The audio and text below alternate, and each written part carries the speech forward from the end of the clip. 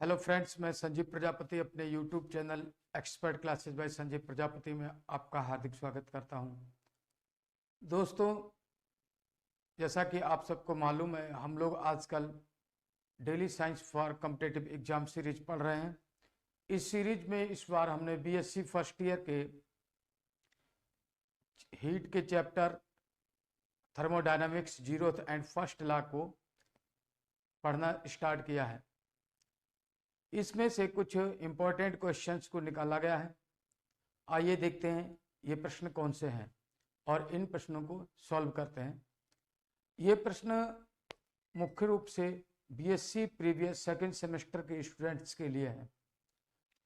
तो फ्रेंड देखते हैं, पहला प्रश्न हमारे सामने स्क्रीन पर है। पहला प्रश्न लिखा हुआ है, यदि P और U और DB क्रमशः दाब है, आंतरिक ऊर्जा है और निकाय के आयतन में होने वाली वृद्धि हो, तो परिभाषा के अनुसार कौन सा कथन यहां पर सत्य होगा। देखिए, P जो है वो प्रेशर को डिनोट करता है, U इंटरनल एनर्जी को डिनोट करता है और DV है वो वॉल्यूम में होने वाले चेंज को डिनोट करता है। इसके लिए हमने थर्मोडायनामिक्स फर्स्ट लॉ पढ़ा हुआ है। थर्मोडायनामिक्स फर्स्ट लॉ हमें क्या बताता है, dq equal to du plus dw। जहां dw को हम क्या लिख सकते हैं, dq equal to du plus dw का मतलब होता है प्रेशर इंटू dv। इसको हम अगर du के पदों में लेकर लिखना चाहें तो ऐसे लिख सकते हैं, du बराबर dq माइनस p dv। ये हमको थर्मोडायनामिक्स फर्स्ट लॉ का प्रतिरूप प्राप्त होता है और ये ऑप्शन में दिया हुआ है। हमारे लिए ऑप्शन यहां पर सही होता है ऑप्शन बी। ठीक है फ्रेंड, चलते हैं नेक्स्ट क्वेश्चन देखते हैं। अगला प्रश्न ये रहा, लिखा है एक आदर्श गैस के समतापी परिवर्तन में नियत रहने वाली भौतिक राशि कौन सी है। समतापी परिवर्तन में नियत रहने वाली भौतिक राशि, समतापी परिवर्तन में कौन सी भौतिक राशि है जो नियत रहती है। हमने बहुत सारे प्रोसेस पढ़े हैं, समदाबी प्रोसेस, समतापी प्रोसेस, रुद्धोष्म प्रोसेस, ठीक है ना। यहाँ पर समतापी प्रोसेस की बात की जाती है तो समतापी प्रोसेस में कौन सी चीज है, कौन सी राशि ऐसी है जो कैसी रहती है, कांस्टेंट रहती है। हम आपको बताएं, जब टेम्परेचर कांस्टेंट होता है, यानी टेम्परेचर कैसा हो, कांस्टेंट हो, जब टेम्परेचर कांस्टेंट होता है तब क्या होता है, वो प्रोसेस क्या कहलाता है, समतापी प्रोसेस कहलाता है। और समतापी परिवर्तन के लिए यानी प्रोसेस के लिए क्या होता है, जब टेम्परेचर निश्चित हो जाता है तब उस प्रोसेस में जो इंटरनल एनर्जी होती है, उस प्रोसेस की जो इंटरनल एनर्जी होती है U कैसी हो जाती है, ये भी कांस्टेंट हो जाती है। ठीक है, तो समतापी में सबसे पहले क्या, टेम्परेचर कांस्टेंट रहता है और उस प्रोसेस में जो इंटरनल एनर्जी है वो भी कांस्टेंट हो जाती है। ठीक है, तो यहाँ पर क्या लिखा है, नियत रहने वाली भौतिक राशि कौन सी हो जाएगी, आंतरिक ऊर्जा यानी इंटरनल एनर्जी कैसी हो जाएगी, कांस्टेंट हो जाएगी। नेक्स्ट प्रश्न देखते हैं, लिखा है कार्नो इंजन की दक्षता क्या होगी यदि स्रोत और सिंक के ताप क्रमशः 327 डिग्री सेंटीग्रेड और 27 डिग्री सेंटीग्रेड हैं। ठीक है, यहाँ पर कार्नो इंजन की दक्षता पूछी गई है, चलिए हम लोग निकालते हैं। कार्नोट इंजन की दक्षता का सूत्र होता है ईटा बराबर 1 माइनस T2 अपॉन T1, जहां पर T2 क्या है, T2 सिंक का टेम्परेचर होता है। किसका होता है, सिंक का टेम्परेचर, यानी कि 27 प्लस 273 अपॉन ये सोर्स का टेम्परेचर होता है और सोर्स का टेम्परेचर हमारे पास लिखा हुआ 327 प्लस 273, क्योंकि ये वैल्यू किस में कैलकुलेट करते हैं, केल्विन में। ठीक है, तो 1 माइनस 300 अपॉन 600 मिल जाती है। ठीक है, अब इसको हम सॉल्व करेंगे, 1 माइनस 3 2 जा 6 अपॉन में 2, यानी हमें मिलेगा 1/2। यहां पर हमने क्या देखा, 1 माइनस हमें जो वैल्यू मिल रही है 1 माइनस 1/2, इसको सॉल्व करेंगे 1/2 मिलेगा। ठीक है ना। कितना दक्षता मिलेगा हमको 1/2। अब हमें परसेंटेज में पूछा गया है तो क्या करते हैं, उसको 100 से मल्टीप्लाई करते हैं। 100 से मल्टीप्लाई करने के बाद 2 5 जा 10 यानी 50%। आंसर कितना आया हमारा 50%। ठीक है ना, 50% हमारा ऑप्शन ए यहाँ पर करेक्ट आंसर होता है। चलते हैं हम लोग नेक्स्ट प्रश्न पर। अगला प्रश्न लिखा है, एक उत्क्रमणीय इंजन है कि दक्षता 100% हो सकती है यदि सिंक का टेम्परेचर कितना हो। हम आपको बताते हैं, अगर देखिए जैसा कि दक्षता का सूत्र होता है 1 - T2/T1। ये सोर्स का टेम्परेचर होता है, ये सिंक का टेम्परेचर होता है। सिंक का टेम्परेचर अगर इसे 0 कर दिया जाए, कितना का 0 कर दिया, 0 को किसी से भी अगर डिवाइड करेंगे तो 0 आएगा। और यहाँ पर कितना मिलेगा, मान लिया इसको हमने 0 कर दिया, ऊपर वाली वैल्यू कैसे कर दी 1 - T2 को 0 लिख दिया, अपॉन में जो भी T1 है, तो 1 - T1 से अगर 0 को डिवाइड करेंगे तो 0 मिलेगा। आई बात समझ में। और जो 1 लिखा हुआ है, अब 1 को 100 से मल्टीप्लाई करेंगे परसेंटेज में तो कितना हो जाएगा 100%। कितना हो जाएगा 100%। ठीक है ना। यहाँ पर हमें इंजन की दक्षता कितनी प्राप्त हो जाएगी 100%। कब प्राप्त होती है 0 डिग्री केल्विन पर। कितने पर, यानी 0 केल्विन पर प्राप्त होती है। ऑप्शन ए हमारा यहाँ पर करेक्ट ऑप्शन होगा। नेक्स्ट प्रश्न हम देखते हैं। नेक्स्ट प्रश्न लिखा है, कार्नो इंजन की दक्षता का सूत्र पूछा गया क्या है। अभी मैं आपको कई बार बता चुका हूं, कार्नो इंजन की दक्षता का सूत्र होता है ईटा बराबर 1 - T2/T1। ठीक है ना। आइए देखते हैं कहां पर ये, यहाँ ईटा बराबर 1 - T2/T1 option A is correct answer. ठीक है। नेक्स्ट प्रश्न देखते हैं। नेक्स्ट पर लिखा, समदाबी प्रक्रम में कृत कार्य होता है। समदाबी प्रक्रम में जब कार्य किया जाता है, कार्य कितना होता है, हम लोगों ने पढ़ रखा है W बराबर P × dV। अब P × dV क्या होता है, अंतिम आयतन बटे प्रारंभिक आयतन।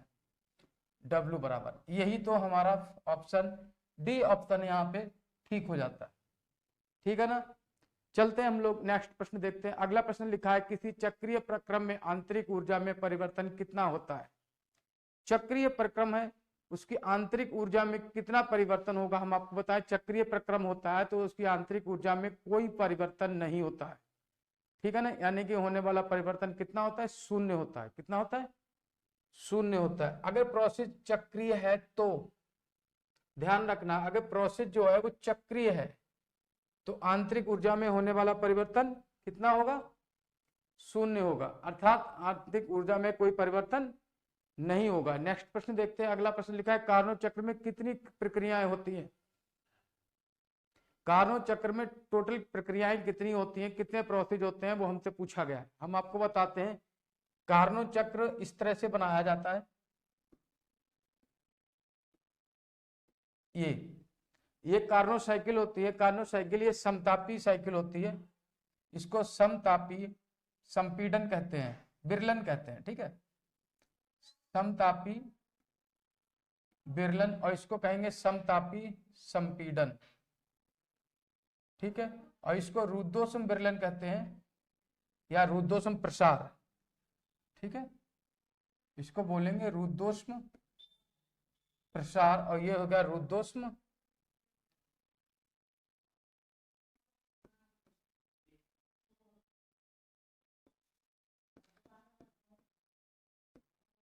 तो इस तरह से हमें यहाँ पर देखने को मिला, इस साइकिल में कितनी प्रक्रियाएं हो रही हैं, 4 प्रक्रियाएं, 1 2 3 4।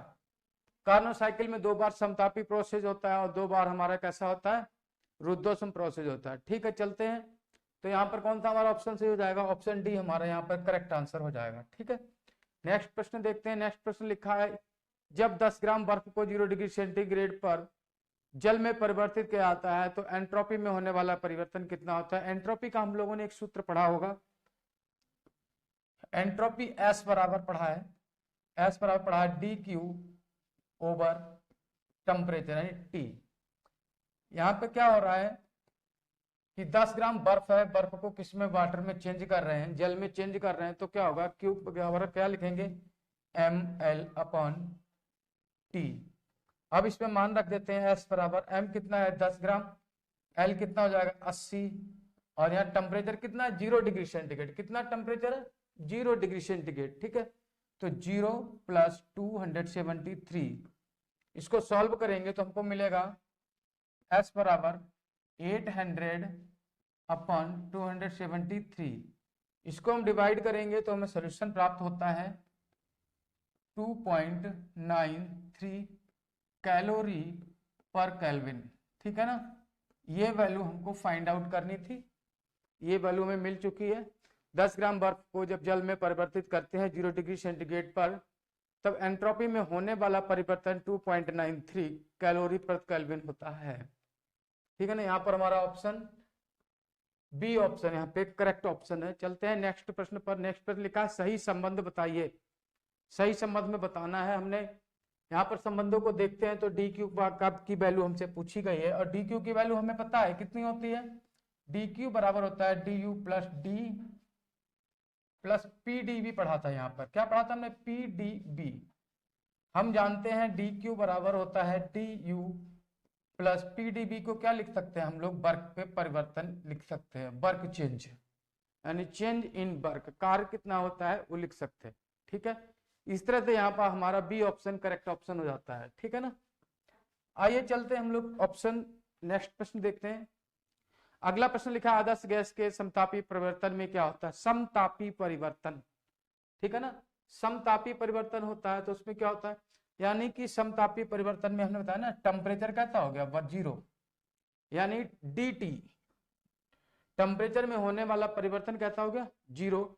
जब टेम्परेचर में कोई परिवर्तन नहीं होता है तो हमें मालूम है कि internal energy U proportional temperature, यह हमेशा टेम्परेचर पर प्रोपोर्शनल होती है, ठीक है ना, इसके समानुपाती होती है टेम्परेचर के। और तब क्या होता है कि जब इसमें परिवर्तन ही 0 होता है तब क्या हो गया, डी यू बराबर कितना हो जाएगा, ये भी 0 हो जाएगा। आई बात समझ में। ऑप्शन भी यहाँ पर भी करेक्ट आंसर है। देखिए हम आपको बताएं, ये प्रश्न मैं इतनी तेजी से इसलिए करवा रहा हूँ कि इसमें समय बहुत कम है और बहुत सारा पढ़ना है हमको, ठीक है ना। क्योंकि बीएससी प्रीवियस हो चाहे सेकेंड ईयर फाइनल जो भी हो, इनके सेकेंड सेमेस्टर के एग्जाम बहुत ही मेरे ख्याल से 17 तारीख से स्टार्ट हो रहे हैं। आइए चलते हैं नेक्स्ट प्रश्न, यहाँ पर एक्सप्लेन करने का टाइम नहीं है। नेक्स्ट प्रश्न देखना है, रुद्धोष्म प्रक्रम में होता है। रुद्धोष्म प्रक्रम में क्या होता है कि हम लोग परिवेश से सिस्टम में एनर्जी नहीं लेते, उष्मा नहीं लेते। सिस्टम परिवेश से कोई उष्मा नहीं लेता, सिस्टम परिवेश को कोई उष्मा नहीं देता, यहाँ पर उष्मा का एक्सचेंज नहीं होता है, ठीक है। वो परिवर्तन कैसा कहलाता है, रुद्धोष्म परिवर्तन कहलाता है, अर्थात डी क्यू इक्वल टू 0। आई बात समझ में। हमारा option A option correct option होता है, ठीक है ना। नेक्स्ट प्रश्न लिखा है, रुद्धोष्म प्रक्रम के लिए किसी गैस के प्रसार में, रुद्धोष्म प्रक्रम के लिए किसी गैस के प्रसार होता है तो हम आपको बता देते हैं किसी भी गैस का अगर प्रसार होता है तो टेम्परेचर हमेशा घट जाता है, यानी कि आंतरिक ऊर्जा में उसकी हमेशा इंटरनल एनर्जी कैसी होती है, घटती है। तो यहाँ पर ऑप्शन कौन सा सही हो जाएगा, ऑप्शन बी करेक्ट आंसर हो जाएगा। चलिए नेक्स्ट प्रश्न देखते हैं। अगला प्रश्न हमारे सामने है, चक्रीय प्रक्रम में आंतरिक ऊर्जा में परिवर्तन du होता है। एक चक्रीय प्रक्रम है, उसकी आंतरिक ऊर्जा में परिवर्तन बताना है। हम आपको बताएं कि du जो भी है इंटरनल एनर्जी, उसमें अगर वो चक्रीय प्रोसेस में है, साइक्लिक फॉर्म में है, तो वहां पर कोई भी परिवर्तन नहीं होता है। यानी कि जब साइक्लिक फॉर्म में हम जो वर्क करते हैं तो उसमें क्या होता है, इंटरनल एनर्जी में कोई चेंज नहीं आता, there is no change in the cyclic process of, cyclic process में कोई परिवर्तन नहीं होता है, ठीक है। यानी डी यू इक्वल टू कितना हो जाएगा, 0 हो जाएगा। अगला प्रश्न हमारे सामने है, किसी प्रक्रम में आदर्श गैस को जो ऊष्मा दी जाती है, ठीक है, वो पूर्ण रूप से कार्य में परिवर्तित हो जाती है। कंप्लीटली किस में परिवर्तित, कार्य में परिवर्तित हो जाती है। जितनी यानी डी क्यू बराबर कितना हो गया, डी यू, यानी यहाँ पर देखिए हम आपको बताते हैं, हमने पढ़ा है डी क्यू बराबर D U plus D W. हमने जितनी भी एनर्जी दी वो सब क्या हुई, कार्य में परिवर्तित हो गई। तो डी यू बराबर कितना हो गया, डी यू बराबर कितना हुआ, डी यू बराबर हमको मिल गया 0। और डी यू बराबर 0 का मतलब होगा टेम्परेचर में परिवर्तन 0, no change, there is no change in temperature. Temperature में चेंज नहीं हुआ तो टेम्परेचर कैसा हो गया, प्रोसेस हो गया समतापी। कैसा हो गया, समतापी प्रोसेस। चलते हैं नेक्स्ट प्रश्न देखते हैं। अगला प्रश्न हमारे सामने लिखा है, किसी प्रक्रम में निकाय को दी गई उष्मा। देखिए प्रश्न को जल्दी जल्दी पढ़ते हैं, हमें जल्दी जल्दी करना है, बहुत सारे प्रश्न हमारे सामने हैं, 60 से 70 प्रश्न लगभग हमने लिए हुए हैं, 70-80 प्रश्न।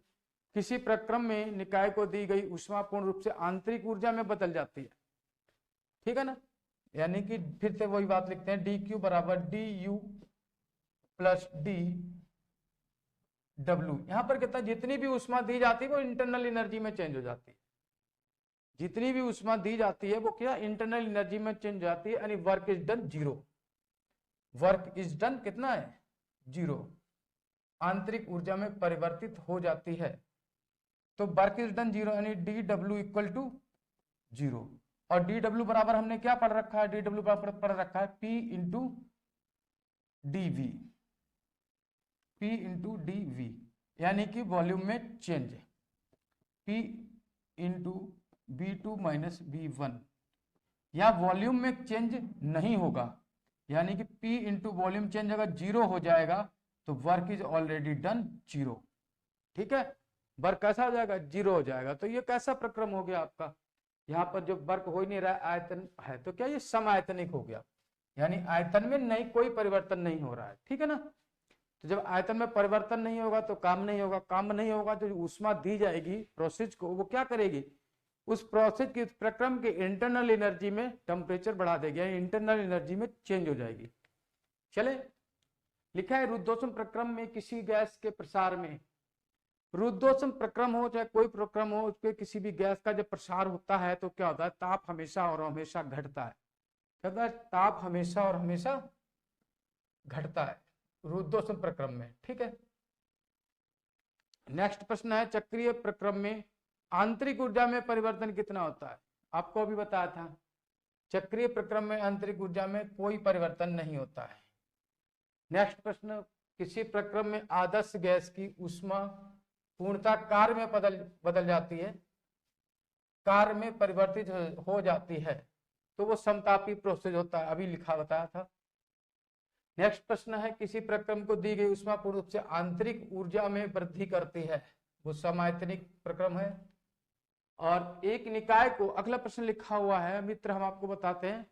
अगला प्रश्न हमारे सामने है, एक निकाय को 200 कैलोरी ऊष्मा दी जाती है और इस निकाय द्वारा 500 जूल कार्य किया जाता है, निकाय की आंतरिक ऊर्जा में परिवर्तन बताइए। ऊर्जा कितनी दी जाती है आपको बताते हैं, 200 कैलोरी, कितना, डी क्यू बराबर है 200 कैलोरी, 200 कैलोरी, ठीक है। अब 200 कैलोरी को अगर हम जूल में चेंज करें, 200 इंटू 4.2, इसको मल्टीप्लाई करेंगे, 4.2 इसको मल्टीप्लाई करो जीरो से तो कितना आएगा, 840 जूल का ऊर्जा दी जाती है। यानी निकाय को कितनी ऊर्जा दी जाती है, 840 जूल ऊर्जा दी जाती है। अब हम यहाँ पर लिख लेते हैं, डी क्यू बराबर D U plus D W. तो डी क्यू बराबर कितना है, 840 जूल बराबर D U plus D W कितना है, 500 जूल। कितना बताया गया, 500 जूल। अब डी यू हमसे पूछा गया, इंटरनल एनर्जी में परिवर्तन पूछा गया, आंतरिक ऊर्जा में चेंज, ठीक है। डी यू बराबर हो जाएगा 840 माइनस 500 बराबर 340 बचता है, प्लस का बचेगा ना, option A is the correct answer, ठीक है।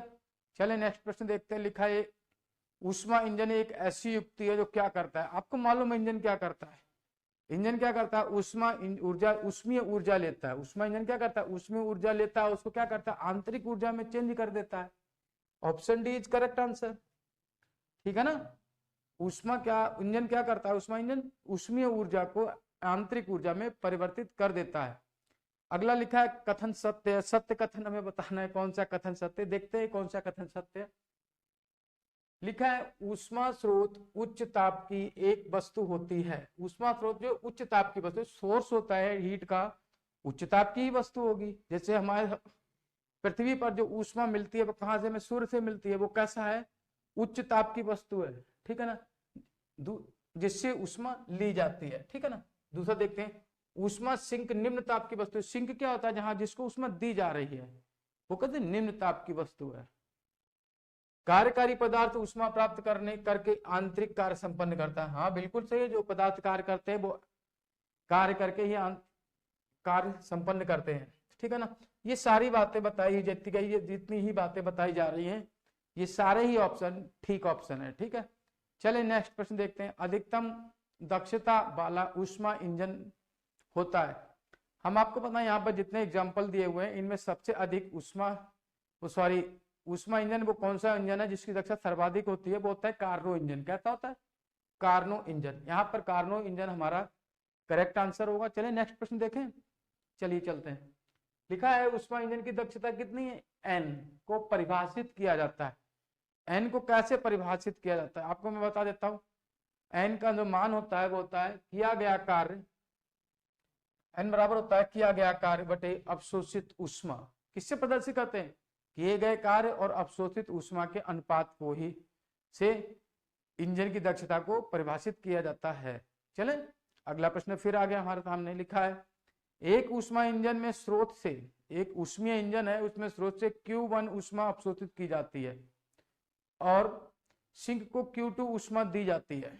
आई बात समझ में? इसकी दक्षता क्या होगी?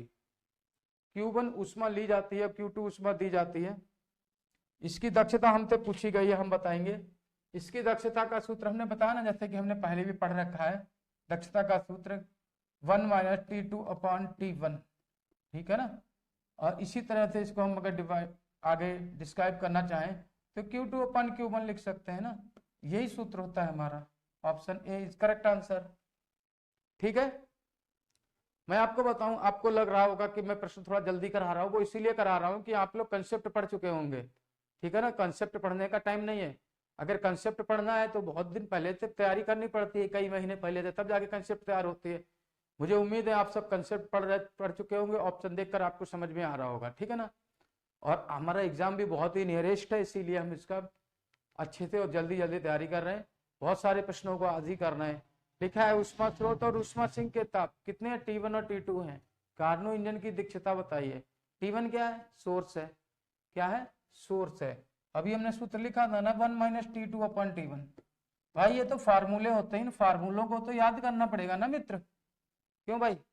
बिना याद किए भी फार्मूले याद हो जाते हैं क्या? हमें बचपन में पढ़ाया गया था ना A+B का whole square equal to A² + B² + 2AB। क्या हमको सबसे पहले ये फार्मूले निकालना आ गया था? नहीं, निकालना नहीं आया था, इनको तो हमने याद किया था, ठीक है। इन फार्मूलों को याद करो भाई, बहुत टाइम हो गया, तो बीएससी में आ गए हो। तो यहाँ पर ऑप्शन हमारा कौन सा सही होगा? 1 - T2/T1, ये वाला ऑप्शन सही हो जाएगा, ठीक है। चले नेक्स्ट प्रश्न देखते हैं। अगला प्रश्न लिखा है समान तापों के मध्य अन्य टेम्परेचर समान हो तो काम करने वाले ऊष्मा उत्क्रमणीय इंजन की दक्षताएं कितनी होती हैं? जब टेम्परेचर समान है, यानी कि सोर्स और सिंक के टेम्परेचर समान है और उसमें एक इंजन काम करे, 2 काम करे, 4 काम करें और उनके क्या तो उत्क्रमणीय इंजन हो, तो उनकी दक्षताएं कैसी होंगी? हमेशा और हमेशा समान होती हैं, ठीक है। आई बात समझ में? क्योंकि यहाँ पे तापमान समान है। आई बात समझ में कि क्यों समान है? अगर आप पूछोगे तो बता दे रहा हूं, टेम्परेचर सेम है तो उनकी दक्षताएं भी सेम होंगी। लिखा है कार्नो चक्र पूर्ण करने पर कार्यकारी पदार्थ की आंतरिक ऊर्जा। एक कार्नो साइकिल पूरा किया जाता है, कार्यकारी पदार्थ की जो आंतरिक ऊर्जा होती है वो क्या होगी, वो हमसे पूछी गई है।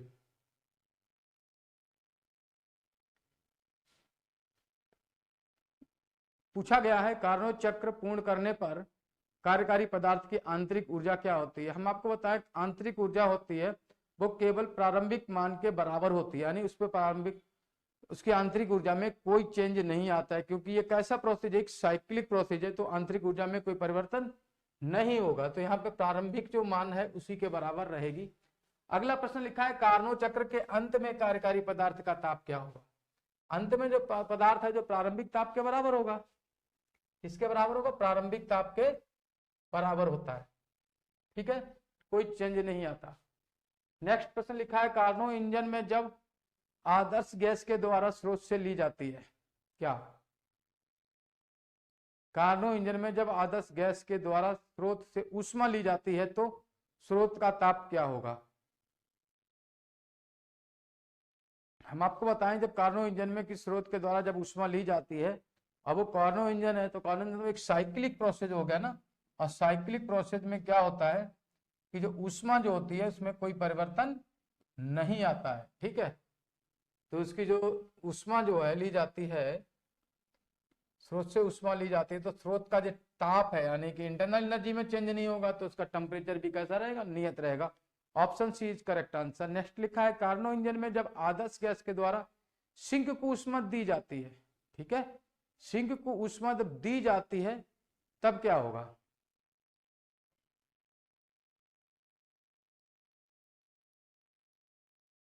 ठीक है ना, तो इसमें भी क्या होगा कि हमारा जो टेम्परेचर जो है सिंक का वो कहता रहेगा कांस्टेंट रहेगा। इंजन कौन सा है, कार्नो इंजन, ठीक है, साइक्लिक प्रोसेस।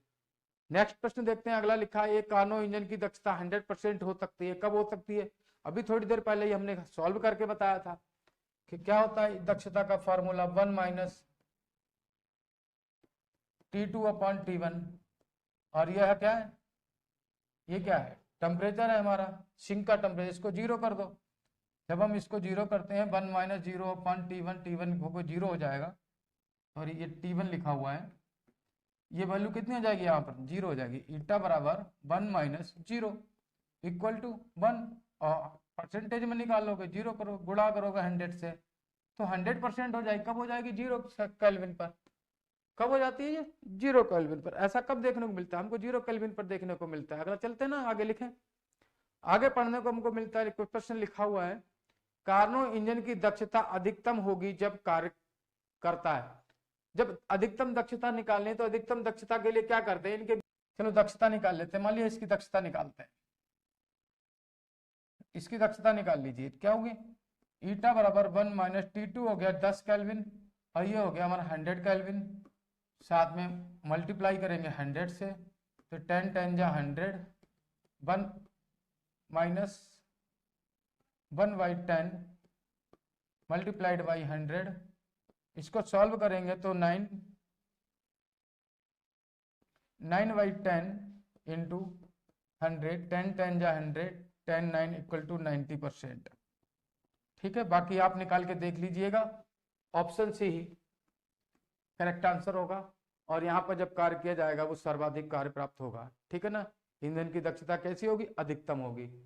चलिए चलते हैं, अगला प्रश्न देखते हैं। अगले प्रश्न पर लिखा है 200 डिग्री सेंटीग्रेड 0 डिग्री सेंटीग्रेड तापों के मध्य काम करने वाले इंजन की दक्षता N1 है, और 0 से -200 के बीच काम करने वाले इंजन की दक्षता N2 है, तो कितना होगा। अब हमें दोनों के बीच की अगर दक्षता निकाल ली जाए तब हमको पता लग जाएगा। तो इसमें क्या करते हैं कि 0 डिग्री सेंटीग्रेड से माइनस पे अगर जाते हैं तो इसका टेम्परेचर जो होता है, इसकी दक्षता जो होती है कैसी होगी, अधिक हो जाती है। कैसी होती है, अधिक हो जाती है। तो N2 will be greater than N1, यानी N1 का मान हमेशा कम होगा और N2 का मान अधिक होगा। नेक्स्ट प्रश्न देखें, अगला प्रश्न लिखा हुआ है कार्नो इंजन का भाप बिंदु और हिमांक बिंदु। भाप बिंदु हिमांक बिंदु समझते हो ना, ये 100 डिग्री सेंटीग्रेड हो गया, और हिमांक बिंदु 0 डिग्री सेंटीग्रेड हो गया। आई बात समझ में, इन्हीं दोनों टेम्परेचरों के मध्य इसकी का क्या दक्षता निकालनी है इंजन की। निकालो, कैसे निकालते हैं, ईटा बराबर होगा 1 माइनस 0/100 प्लस 273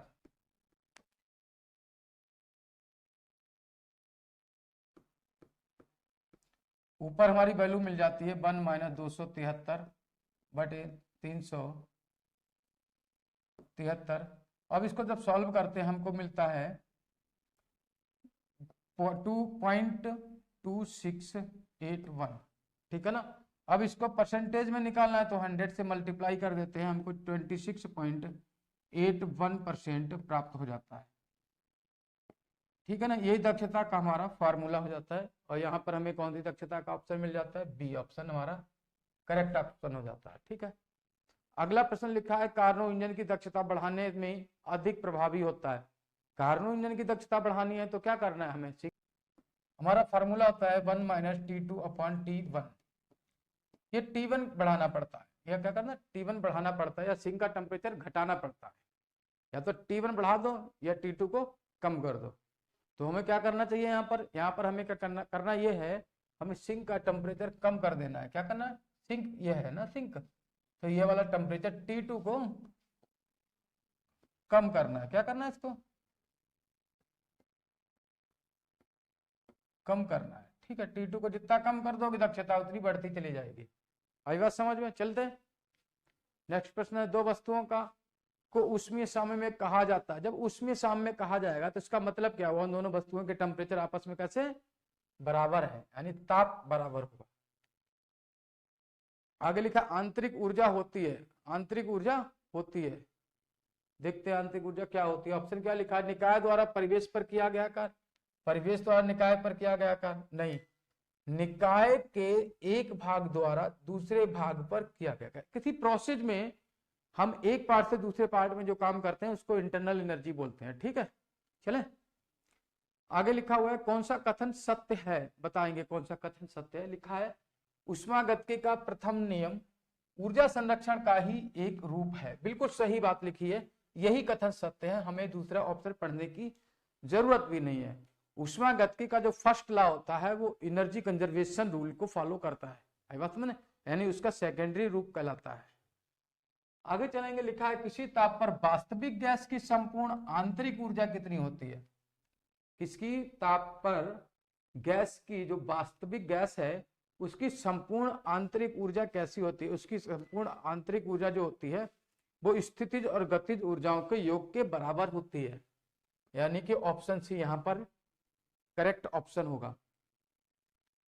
अगला प्रश्न हमारे सामने लिखा है आदर्श गैस की आंतरिक ऊर्जा का मान किस पर निर्भर करता है? कोई भी गैस हो उसकी इंटरनल एनर्जी होती है वो केवल टेम्परेचर पर डिपेंड करती है। किस पर? टेम्परेचर पर निर्भर करता है। किसी गैस निकाय की अवस्था का बिंदु फलन क्या होता है? आपको पता है बिंदु फलन क्या होता है? इंटरनल एनर्जी यानी आंतरिक ऊर्जा किसी निकाय की अवस्था का बिंदु फलन कहलाता है आंतरिक ऊर्जा। ठीक है, इसी को स्टेट फंक्शन बोलते हैं इंग्लिश में। निम्न में से कौन सी ऊर्जाएं पथ पर निर्भर करती हैं? हम आपको बताते हैं। आंतरिक ऊर्जा, कार्य ऊर्जा, ऊष्मा ऊर्जा। जो आंतरिक ऊर्जा होती है वो क्या करती है? पथ पर निर्भर करती है।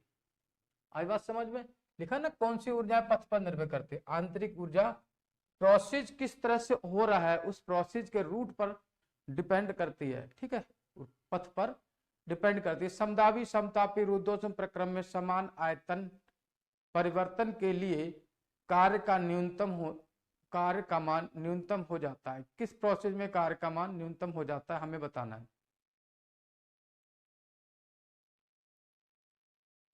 यहां पर हमारा ऑप्शन बी सही होगा, रुद्धोष्म प्रक्रम। रुद्धोष्म प्रक्रम में जो क्या होता है कार्य का मान न्यूनतम हो जाता है। उसको जितनी भी एनर्जी दी जाती है, जितना भी काम किया जाता है वो क्या करता है? उसमें कार्य तो शून्य न्यूनतम हो जाता है और इंटरनल एनर्जी का मान बढ़ जाता है। नेक्स्ट प्रश्न, समतापी प्रक्रम में क्या होता है? देखो नाम से ही लिखा हुआ समतापी, यानी ताप समान रहता है, यानी कि ताप नियत रहता है। Option A correct answer. Next लिखा हुआ रुद्धोष्म प्रक्रम। कितनी बार हमने पढ़ा? रुद्धोष्म प्रक्रम क्या होता है? जिसमें ऊष्मा का स्थानांतरण नहीं होता। क्या है कि हम लोगों ने ये सारी चीजें पढ़ रखी हैं, बस उनको रिकॉल करने की जरूरत है। आई बात समझ में? नेक्स्ट प्रश्न है आदर्श गैस को चित्र में दर्शाइए। पीवी आरेख के रूप में ABCD के रूप में दिखाया गया है तो किया गया कार्य कितना होगा? ये मालूम कैसे बनाया गया? ऐसे करके चित्र बना दिया गया उन्होंने। ठीक है, यहाँ पर PB ले लिया गया, यहाँ P1 B1 ले लिया गया, ठीक है, यहाँ P2 B2 ले लिया गया और यहाँ पर P3 B3 ले लिया गया। और एक ये ऐसा प्रोसेस हो गया, साइक्लिक प्रोसेस हो गया, वापस लौट के यहीं पर आ जाना है। ठीक है, तो यहाँ पर जो होता है हमारा कार्य कितना होगा? कार्य ये जो होता है PB के बराबर होता है। किसके था? हमने पढ़ा रखा है ना, W बराबर P इंटू DB। ठीक है, तो DB में कोई चेंज ही नहीं हुआ तो B है ना, तो P इंटू B हो जाएगा। समझ गए? तो ये हमको वैल्यू मिल जाएगी। आई बात समझ में? ऑप्शन ए हमारा करेक्ट ऑप्शन हो जाएगा। चलिए नेक्स्ट प्रश्न देखते हैं। लिखा है ऊष्मागतिकी का प्रथम नियम निम्नलिखित में से किस राशि से संबंध रखता है? हमें मालूम है कि ऊष्मा थर्मोडायनेमिक्स का फर्स्ट लॉ होता है कि वो एनर्जी कंजर्वेशन रूल को फॉलो करता है ना, तो एनर्जी से संबंधित है। नेक्स्ट प्रश्न क्या है? लिखा है ऊष्मागतिकी के अंतर्गत किसका अध्ययन नहीं किया जा सकता? विद्युत ऊर्जा का अध्ययन नहीं कर सकते भाई, ये लिखा ना विद्युत ऊर्जा, गलत है, यही ऑप्शन हमको पता करना था। विद्युत ऊर्जा और यांत्रिक ऊर्जा के पारस्परिक संबंधों का अध्ययन नहीं कर सकते थर्मोडायनामिक्स में। विलगित निकाय क्या होता है? विलगित निकाय एक रुद्धोष्म प्रोसेस होता है, वो ऐसा निकाय होता है जो परिवेश से ना तो ऊर्जा ले ना परिवेश को दे, यानी ऑप्शन डी लिखा हुआ है, अपने परिवेश से अप्रभावित रहने वाला निकाय। ठीक है, option D is correct answer. आई बात समझ में? नेक्स्ट प्रश्न देखते हैं। लिखा है गैस का रुद्धोष्म प्रसार करने पर उनकी आंतरिक ऊर्जा, अभी बताया था रुद्धोष्म प्रसार करो चाहे कैसे प्रसार करो आंतरिक ऊर्जा घटेगी और टेम्परेचर भी घटता है। आंतरिक ऊर्जा और टेम्परेचर एक दूसरे कैसे होते हैं? प्रोपोर्शनल होते हैं। लिखा है कोई निकाय ऊष्मागतिक साम्य की अवस्था में होगा, ऊष्मागतिक साम्य की अवस्था में होगा कब होता है? जब उसमें तापीय, यांत्रिक साम्य, रासायनिक साम्य और तापिक साम्य तीनों अवस्थाओं के साम्य पाए जाते हैं, यानी ऑप्शन बी करेक्ट ऑप्शन। ठीक है, नेक्स्ट प्रश्न। दो निकाय तापीय साम्य में तब कहलाते हैं जब कोई उनके आपस में टेम्परेचर कैसे हो? समान होते हैं। आई बात समझ में? भाई टेम्परेचर समान होंगे तभी तो निकाय तापीय साम्य में कहलाएंगे। आई बात समझ में? लिखा है ऊष्मागतिकी का शून्यवा नियम क्या कहलाता है? उसमें शून्यवा नियम होता है ताप को परिभाषित करता है। पहले तो मैं आपको ये बता दूं, ठीक है। शून्यवा नियम क्या होता है? शून्यवे नियम के अकॉर्डिंग ए और बी कोई दो वस्तुएं हैं, ए बी,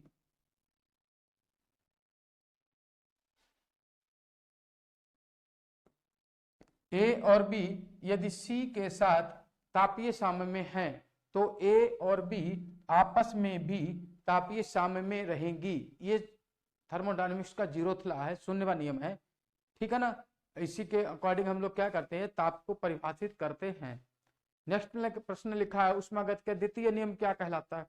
द्वितीय नियम जो होता है उसको कैसे? डी क्यू बराबर एंट्रोपी को प्रदर्शित करता है, डी एस बराबर डी क्यू अपॉन टेम्परेचर यानी परम ताप, इसको शो करता है। और इसका क्रॉस मल्टीप्लीकेशन कर लेते हैं तो हमको मिल जाता है डी क्यू बराबर टी डी एस। यही रिलेशन हमारे पास ऑप्शन ए में लिखा हुआ है, डी क्यू बराबर टी डी एस। आई बात समझ में? नेक्स्ट लिखेंगे 450 कैलोरी से प्राप्त होने वाली ऊर्जा कितनी होती है? चलो भाई ये भी करते हैं, यानी एक कैलोरी 1 कैलोरी बराबर हो गया 4.2 जूल, और यहाँ 450 कैलोरी को अगर 4.2 जूल से मल्टीप्लाई करेंगे तो हमको मिलेगा 1881 जूल। आई बात समझ में? ये हमारा option C option correct option है। ठीक है, नेक्स्ट प्रश्न लिखा है एंट्रोपी का मात्रक क्या होता है? एंट्रोपी का भी फार्मूला बताया, एस बराबर कितना होता है? D Q over T. D Q क्या होता है? एनर्जी होती है, इसको जूल से दिखाते हैं, ये टेम्परेचर केल्विन से दिखाते हैं, और मात्रक कितना है? जूल प्रति केल्विन। कितना है? जूल प्रति केल्विन। चलिए नेक्स्ट प्रश्न देखें। किसी उत्क्रमणीय प्रक्रम में निकाय की एंट्रोपी कितनी होती है? उत्क्रमणीय प्रक्रम में निकाय की एंट्रोपी कितनी होती है? हम आपको बताएं, जब एक उत्क्रमणीय प्रोसेस होता है उसमें एंट्रोपी जो होती है वो कांस्टेंट रहती है, यानी कि वो स्थिर रहती है। आई बात समझ में? लिखा है किसी अनुत्क्रमणीय इंजन में के पूर्ण चक्र में एंट्रोपी परिवर्तन कितना होता है? किसी अनुत्क्रमणीय इंजन में एंट्रोपी का जो परिवर्तन होता है वो कैसा होगा? धनात्मक होता है। कैसा होता है? सदैव धनात्मक होता है, पॉजिटिव, कभी भी ऋणात्मक नहीं होता। ऊष्मागतिकी का प्रथम नियम निम्न में से किस से संबंधित है? अभी मैंने आपको बताया था, ऊर्जा से संबंधित है। ठीक है ना, आगे लिखा हुआ है दो वस्तुओं का तापीय साम्य में कहा जाता है जब उनका टेम्परेचर आपस में बराबर होता है। आफ्टर दिस लिखा हुआ है ऊष्मागतिकी का शून्यवा नियम ताप को प्रदर्शित करता है, ताप को परिभाषित करता है। किसी निकाय की अवस्था का बिंदु फलन तो मैंने बहुत बार समझाया है, इसी लेक्चर में बता दिया 2-3 बार। आंतरिक ऊर्जा को प्रदर्शित करता है। 1 कैलोरी ऊष्मा उत्पन्न करने के लिए आवश्यक कार्य कितना होगा?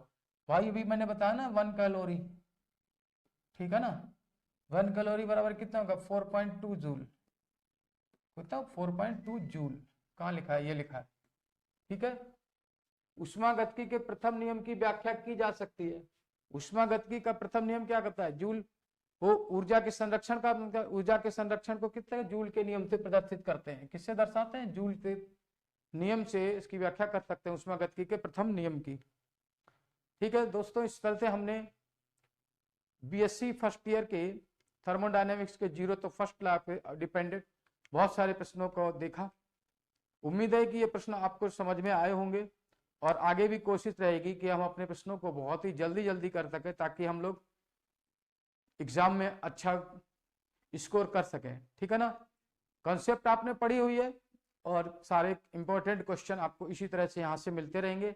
हमारा चैनल देखने के लिए धन्यवाद। और जो लोग मित्र नए हैं वो हमारे चैनल को जरूर सब्सक्राइब करें और बेल आइकन को प्रेस करें ताकि आने वाली हर वीडियो उनको समय से मिल सके। दोस्तों, हम आपको बता दें, हम लोग यहाँ पर डेली साइंस पर कॉम्पिटिटिव एग्जाम सीरीज चला रहे हैं, जहाँ पर आपको नीट, IIT और साथ ही साथ यहाँ पर TGT, PGT, LT grade exams के लिए बहुत सारे इंपॉर्टेंट क्वेश्चन मिलते हैं जो PCS प्री के एग्जाम्स में, पैट के एग्जाम्स में और साथ ही साथ वो एजुकेशनल यानी टीचिंग से संबंधित बहुत सारे एग्जाम्स में आए हुए प्रश्न होते हैं। GIC प्रवक्ता LT ग्रेड की तैयारी करने वाले स्टूडेंट्स भी इन वीडियो को देख सकते हैं। चलिए लेते हैं विदाई इन्हीं शब्दों के साथ, मिलते हैं नेक्स्ट वीडियो में, तब तक के लिए धन्यवाद। और हाँ, वीडियो को लाइक करें, चैनल को सब्सक्राइब करें, बेल आइकन जरूर प्रेस करें ताकि हमारी वीडियो हर रोज आपको मिल सके। ठीक है ना, thank you so much, thanks for watching this video, thank you.